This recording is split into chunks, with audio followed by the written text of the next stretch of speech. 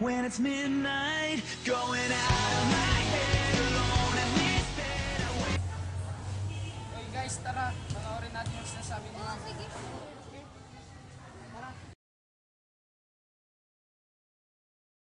Anyway, let's get started. The internet actually got its start over 50 years ago, and computers back then filled up entire rooms. Scientists and researchers used it for years to communicate during the Cold War. It was useful because if one computer went down, the others wouldn't follow. In 1962, a scientist named J.C.R. Licklider proposed the idea of a network of computers that could talk to one another. In 1969, the first ever message was sent from one computer to another over the ARPANET, the government's computer network at the time. ARPANET stands for Advanced Research Projects Agency. One was located in a research lab in UCLA and the other at Stanford. All the message said was log in, and it didn't fail to crash the network.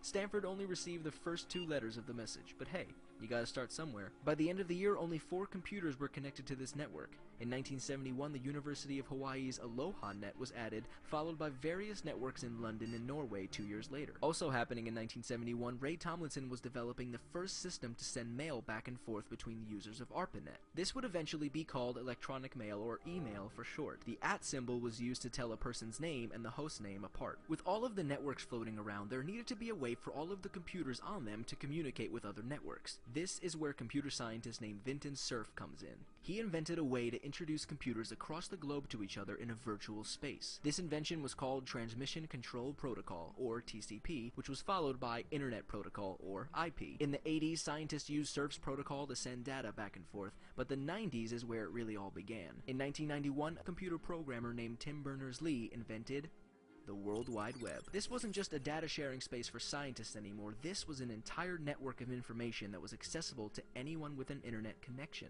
Now, you're using a browser right now to watch this video, and some of the popular ones are Firefox, Google Chrome, and Safari, but in 1992, Urwise was created.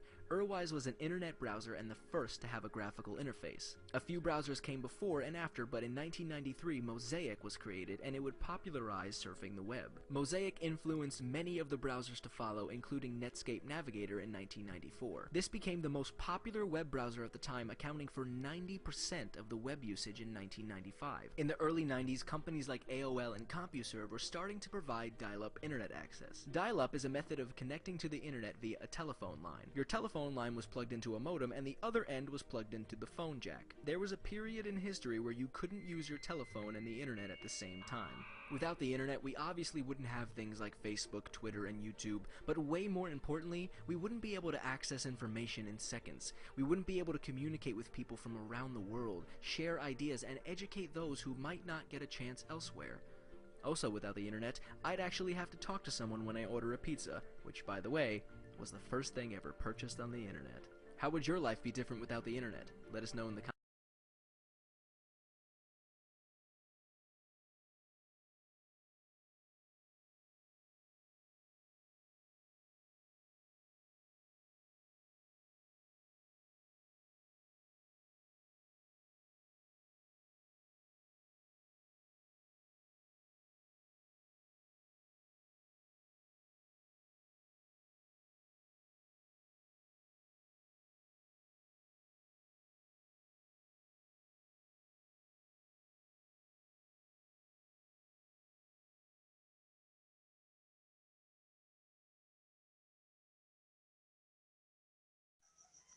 The internet started 50 years ago.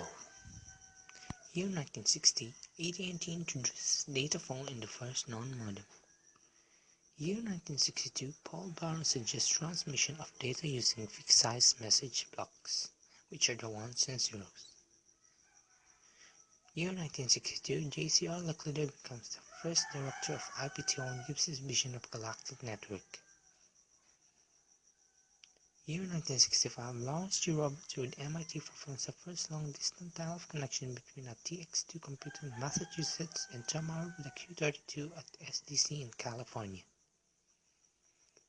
Year 1965, dial-up connection was called packets by Donald Davis. Year 1966, Robert Taylor joins ARPA and brings Larry Roberts there to develop ARPANET. Year 1967, Wes Clark suggests use of a minicomputer for network packet switch. Year 1968, the first network working group meeting was held. Year 1968, Larry Robert published ARPANET program plan on June 3. Year 1969, Steve Cocker released RFC number 1 on April 7, introducing the host-to-host and talking about the IMP. Year 1969, UCLA put out a press release introducing the public to the Internet on July 3. Year 1972, first public demo of ARPANET. Year 1974, a commercial version of ARPANET known as Telenet is introduced and considered by many to be the first Internet service provider. Samples in the Philippines are the Globe and Smart. Year 1978, John Shuck and John Hope at Xerox PARC developed the first worm. Year 1990, ARPANET continues to mobilize but then afterwards replaced by NSFNet. Year 1990, the first search engine Archie written by Alan MTG, Bill Hillan, and Mike Parker at McGill University in Montreal, Canada was released on September 10. Year 1993, the NCSA released the Mosaic browser. Year 1994, Mosaic Netscape 0.9, the first Netscape browser, is officially released on October 13. This browser also introduced the Internet to cookies. Year 1995, the popularity of the .com started and the pretty popular Opera browser was released. Year 1996, now known as Adobe Flash, Macromedia Flash was introduced. Year 2003, on June 30, Apple Safari browser was released. Year 2008, the most popular Google Chrome browser was released on December 11. Year 2014, the HTML5 programming language is recommended and released to the public on October 28 by W3C. This is just a short summary of the history of the Internet, but still up to date. The Internet is getting bigger and better. The milestones of the Internet: Skype, Twitter, Google, YouTube, Instagram, and Facebook. These are just few of the greatest milestones of the Internet, and we're discussing few of them. So, we get into the first. Facebook was founded by Mark Zuckerberg on February 4, 2004. The aim of Facebook is to connect people all around the world.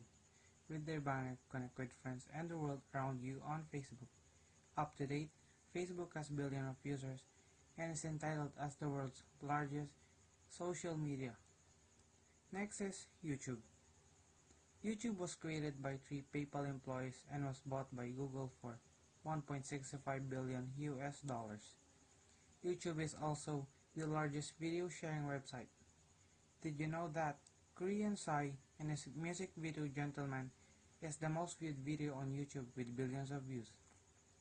Next is Skype. Skype is the most famous application for video chat and voice calls. It uses your microphone and camera for you to be able to see each other and hear each other's voice. Skype is created by a group of IT professionals. And the last one is Google. Google is a large company owning many websites and products. It was founded by Larry Page and Sergey Brin on September 4, 1988.